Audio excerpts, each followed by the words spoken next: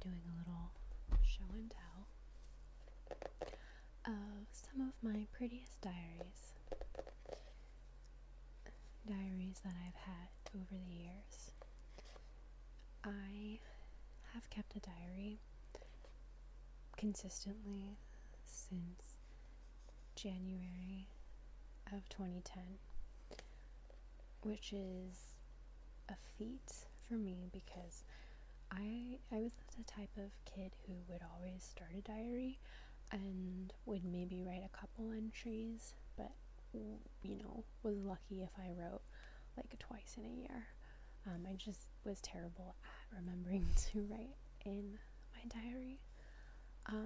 But I received a Christmas gift from a friend my senior year of high school, and it was just a black journal, a black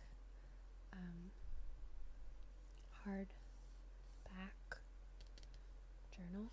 It was lightly lined, and it had maybe like 200 pages or 180 pages, and it felt really nice in the hand. And so I started writing on New Year's Day.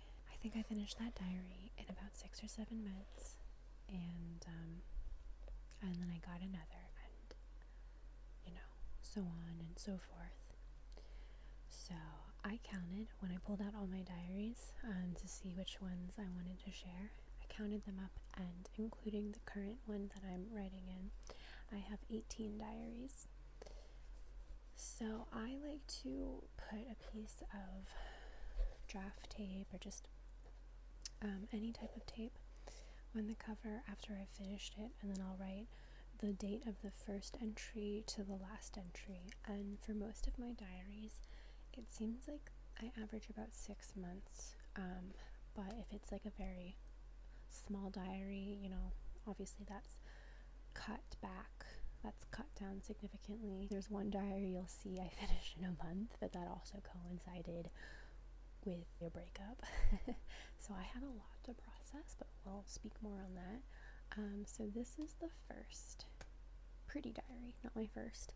I got this during winter break of junior year of college. So 15th of January 2013 to the 9th of March 2013. I always associate this book with neuroanatomy because that's the class that I was taking for the winter semester, and it really stressed me out. That class was tough for me. So the cover is taken from a piece by Gustav Klimt called The Tree of Life. You're probably familiar with this style. Recognize his other famous work called The Embrace, I think. No, it's called The Kiss. Yeah, it's called The Kiss. It's called The Kiss, and it features two people, a man and then a woman kind of like kneeling by him, that are locked in an embrace, and I think they might be sharing a blanket, or they're both wearing robe like garments that are made of the same or similar material, and it looks like this. It has a similar coloring and similar design. So that is that. And then, so most of my diaries are here. I'll show you. This is my current diary. It is, like it's just a monotone color, hardback. I always get one that is bound, and I like for them to have, where'd it go? Oh, there it is, the ribbon, to make it easier when writing. And then this is just a fortune that I taped on this. For some reason, it made it a thing with one of my diaries from a couple years ago. I had been carrying around a fortune from a fortune cookie, and it just really resonated with me. It said, avoid compulsively making things worse, and so I just taped it onto my diary. This one is not as great. It just says, "You will be fortunate and the opportunities presented to you," which is great, but it's, not as useful as the advice of avoid compulsively making things worse. So anyway, yeah, most of my diaries are like that. Most of them, I would say, are probably black. But lately, with the Moleskines, I think that is like my third, or I've been really loving the Moleskine, and then they have some pretty colors. So the next of my pretty / interesting / just not monotonous diary looks like a cover of Alice in Wonderland. Just has these really classic illustrations from, I presume, the original novel, which I've never actually read. I picked this up in Korea at a really popular bookstore, like one that was a franchise that you could go to any city. You could go to one in any city, and they had a really large selection of stationery and gift type items, so journals that were really pretty, including this one. So this is from the 2nd of January 2015 to the 8th of July 2015. This next diary is very pretty. I really like this one. I picked this one up in, I think that is like a little bit of weed, and that's embarrassing. I picked this up in Chiang Mai in Thailand, and it's, it's just has like the very kind of like stereotypical pattern you see with a lot of things, a lot of Thai things, but it's pretty. It's an elephant in the center, and then these floral motifs and these corners, and then the actual journal itself is been covered in fabric. It's a very lovely teal color. The other thing is the pages are unlined, and I have discovered I quite like lined journals. I think I have maybe only just two diaries that were unlined, and I don't care for it. I do like having an unlined journal, but that's more of like a doodling type of journal, when I want to actually like actively write out my thoughts and process and just things like that. I like it to be lined, otherwise my handwriting can get pretty sloppy. So this is the next one. This one I just picked up at a Half Price Books. I used to live really close to one, and they always have a bunch of notebooks that are usually pretty cute, and I liked this one. It is covered in this silver foily material, like it's very smooth, and you can see it's so shiny, but it's also kind of like matte. It has a matte effect to it, and then embossed on the cover is this tower of creatures,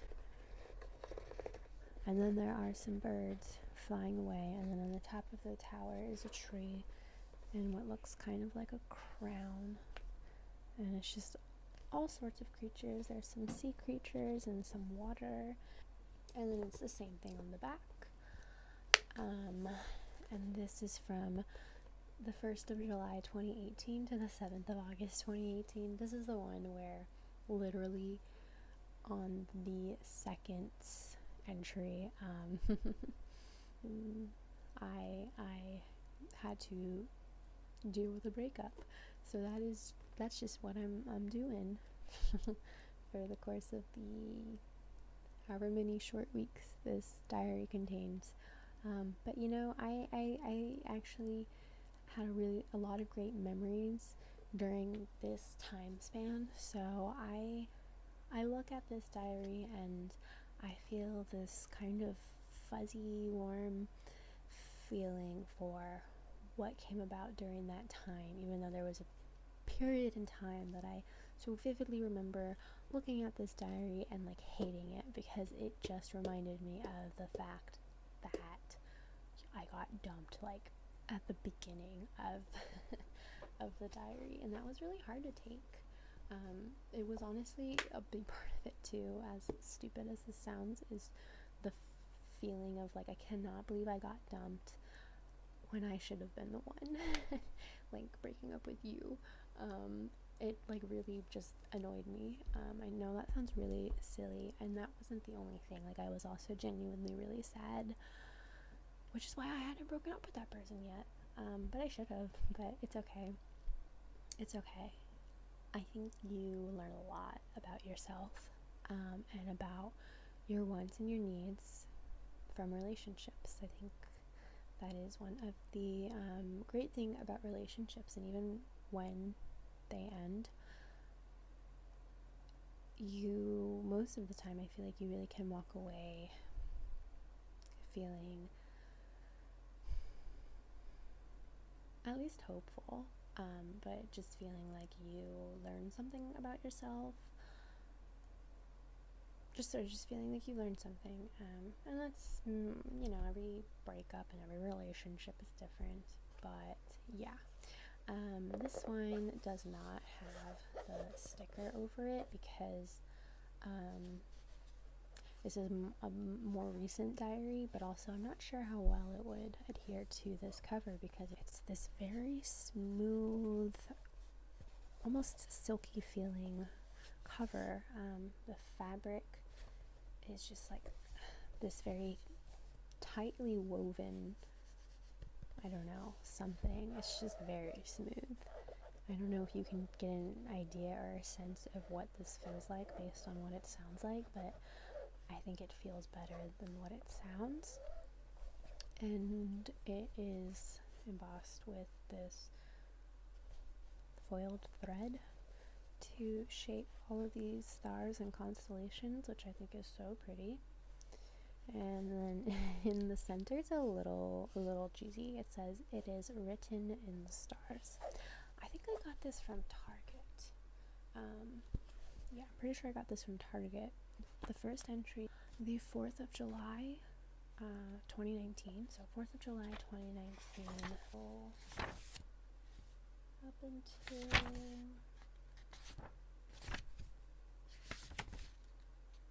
the 27th of January, 2020. So I ended this diary last year.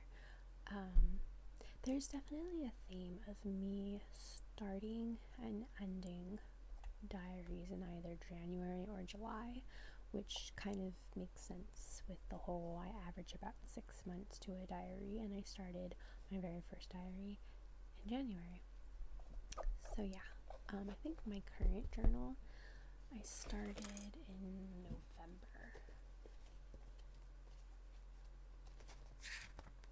Yeah, I started it November 30th, 2020. Today is July 19th, 2021, and I am, this here, I have this much left to write in. I actually, have to say that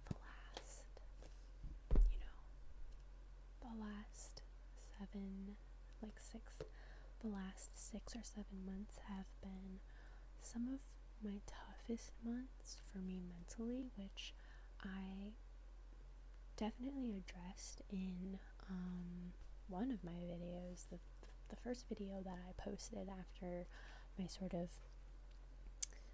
unexpected hiatus, or I don't know if you would really even say it was unexpected. I think I kind of alluded to like that. I mean, because a lot of this was correlated to the death of Mac, which is what I said in my first video.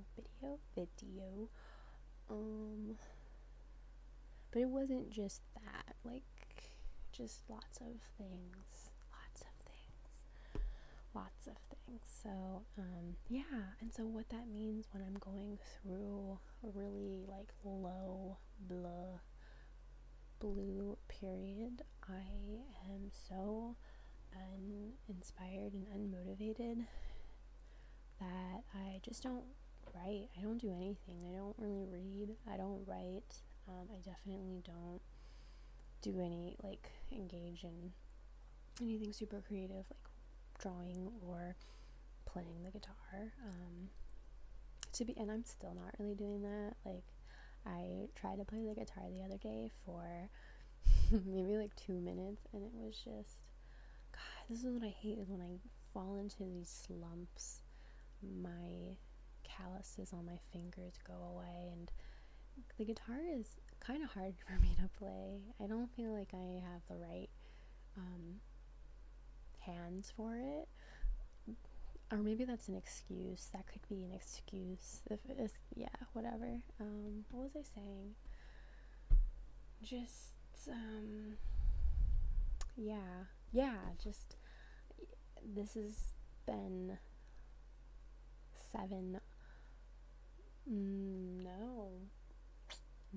8 months with this one diary, and it contains like the worst thing that ever happened to me. I'm still, you guys, I kind of want to just mention this because I don't feel like I have anyone to say this to. That's not true. That's actually completely false. But there's only like one person I say this to, and so I just want to say this into the void. Just how much I miss Mac. That's all I wanted to say. I thought maybe I would say more, but I genuinely think I might cry if I talk about it too much, and I really don't feel like crying. Not that I'm like trying to suppress it or anything. I'm not, because it's been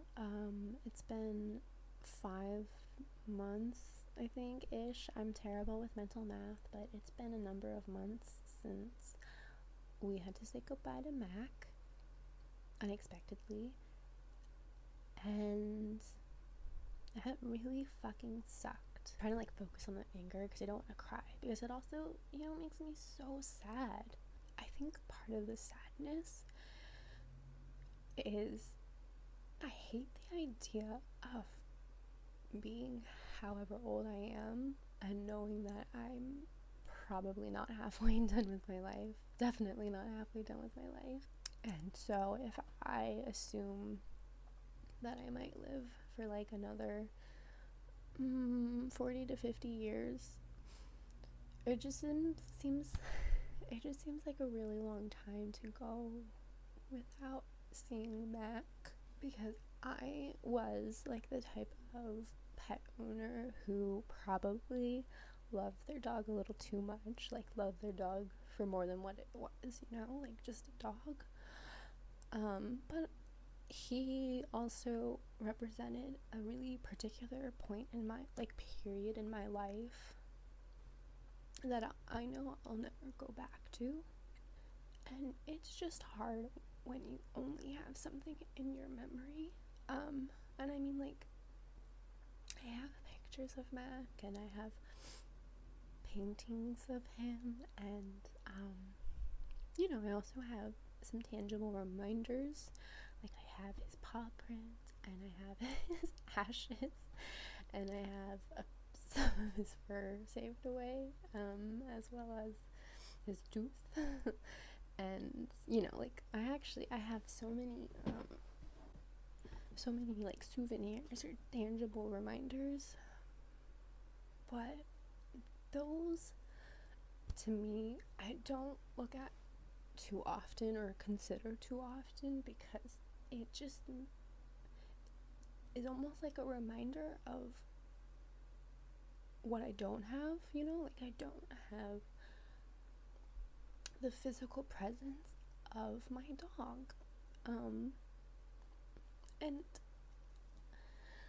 oh my God, I cannot believe I'm like gonna cry. I'm sorry. I have a feeling that you probably can hear it in my voice, and I have kind of like a pet peeve because I'm secretly evil or something, but I kind of can't stand when I can hear that someone is about to cry. I would rather deal with someone crying than someone like on the verge of tears, and I think that's so mean. I don't know why that is. I don't know. Or I don't know. I just or maybe it's more like me. I hate crying in front of people. I hate people knowing that I'm about to cry. It is like, for some reason, the worst feeling in the world. So hopefully that wasn't too bad. What was I saying though? I wanted to finish this thought though. I really wanted to finish this thought. I was going to say, I think if you've had someone die, you know what it feels like, and I'm really not trying to compare the death of a dog to the death of a human. Obviously there is a difference between a human and a dog, but you know, someone I loved died, and if someone you've loved has died, you can understand what I mean about this like terrible, terrifying feeling of I'm never gonna see you again. It's an awful feeling, and it's, I don't know if this is sad to say, but honestly, like his death has affected me more than any human's death has. Like, just for comparison, my grandmother passed away not even 2 weeks ago, and she passed away unexpectedly, and the experience of it does not compare at all to the experience that I had with Mac, that I'm still having with Mac, because I'm talking about my dog that died like 5 months ago, and it is reducing me to tears, versus my grandmother who died earlier this month, and that is sad, but I can talk about it completely fine, and I can, like, you know, I'm at peace with that loss. I don't know, maybe that makes me seem really odd, but also I wasn't very close with my grandmother. Anyway, yeah, I just really fucking loved my dog, and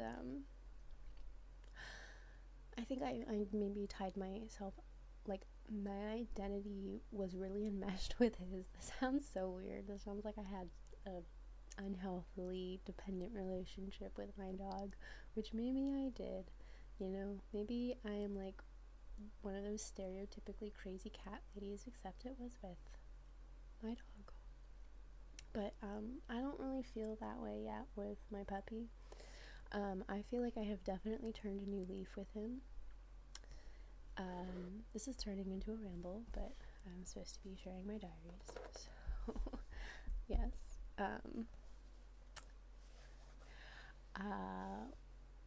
Yeah, with the puppy, I genuinely feel like there was a almost 2-month period where I just kind of hated him. Like, I really did not click with him. He was just so frustrating to me, and so exhausting, and I just did not feel like I was bonding with him. And then hold on, I need to blow my nose. Okay, I'm also really going to challenge myself not to edit out the emotional aspects with Mac, because that was just like an honest, authentic moment, and I'm sorry if that made you uncomfortable. To be honest, I get really uncomfortable being emotional or sharing emotions with like strangers or people I'm not comfortable with. Like, I am a pretty emotional person, and I'm pretty comfortable with that with you know, people I trust. But the idea of like being open and vulnerable on the internet is weird, but it's also like why I don't show my full face. Because if I did, I definitely would be way too self-conscious to post a video like that, but fuck it. What was I saying? Oh yes, I feel like I've turned a new leaf with the puppy, and it started about a month ago, like around when he got around like the 5-month-ish mark. I'm terrible with counting in weeks. He's almost 6 months now, but yeah, just something changed, and I feel way more bonded to him, and I'm enjoying him more, even when he's being really evil and demonic. I have a little bit more patience for that, and I've always had patience for that. I've been pretty good at like not reacting out of anger. Not perfect. I've definitely like yelled on a few occasions, but I try not to do that. I really do try not to do that, because I know that when he's being crazy, he's just being a puppy, and when I yell at him, I just don't think that helps at all. I'm definitely a big proponent of positive reinforcement and using positive reinforcement to train your dog. But he makes it really hard sometimes. Sometimes he really does. He hasn't been like a total terror, but he definitely is not an angel puppy. I've heard of some people who have like really lucked out and they just have the most perfect pup, and but also I've heard some other horror stories of puppies that are just have really insane behaviors or just really unfortunate health problems, and I feel very lucky that, you know, I think he's just your middle of the road puppy, but I do think he's quite smart. I think he's very clever, but we've definitely turned a new leaf, as I said. However, I think I'm joking when I say this, because I don't believe in that whole like hierarchy, you know, like being the alpha over your dog, but you know, sometimes I feel like he sees me as the delta. He gets kind of crazy and goes into these like biting frenzies, and here, I'll show you. Do you see that? That's from him. That's from yesterday. He what did I do? Oh, I accidentally kind of riled him up, and that was my mistake. He's not like this often, but he gets into this like specific zone where I think he gets a little overstimulated, but he's too tired to handle it, so he just goes berserk and insists on just, he needs to bite me. So he's just trying to grab at me, and sometimes he makes contact. And if he had still had all of his puppy teeth, I would not have this gnarly bruise. I would just have cuts, because you can see some like old scars from when he bit me, and it would just like cut my skin, because he had these tiny little razor teeth, and now he has, you know, adult teeth and a stronger jaw, so it doesn't break the skin. Well, sometimes it does, but it doesn't really draw blood, but like to the surface, but it creates these bruises, and it's just so painful, and it's only me. So we're kind of working through that. I'm trying to figure out how to calm him down sooner. One thing that helps is I've taught him, or you know, working on the command focus, which is just look at me in the eyes. So if I can get him to focus and sit, and then get him to do some other commands, I can just kind of redirect him. Or sometimes I'll just like get him to lay down, and I'll just say stay, and I just walk away, because I get a little upset. That actually does really upset me, because it feels a little aggressive. It really does. And it's a little just worrisome, you know, like that kind of behavior is, I think, a little more expected of a puppy of 3 or 4 months, but he is almost 6 months now, and that's just one of my fears, is having like an aggressive dog, especially because Mac was very dog reactive, which is so tough, but he was so good with people. He was so mellow with everybody. It was amazing. But with the puppy, he is a little more particular, like with getting his nails clipped. It's not like that. Freaks out, and we've had a couple resource guarding incidents with like raw bones, but it's scary. Ooh, it's just scary. It's scary, and it just, yeah. But outside of that, you know, he is super friendly. He's always been friendly with strangers. He really loves meeting people, and he's been really good with dogs. In the beginning, he was a little too timid because I think I waited a little too long to start socializing him, so he was very afraid, especially of any dog bigger than him. But we've gotten past that. I had him go to daycare, and we did puppy training and started taking him to the local dog beach, and now he is like pretty good with dogs. This has been a really long video. This was just supposed to be a show and tell, and it turned into a ramble, but I hope that you enjoyed the video, the ramble, and I hope that you are doing super well and taking care of yourself, and I hope to see you again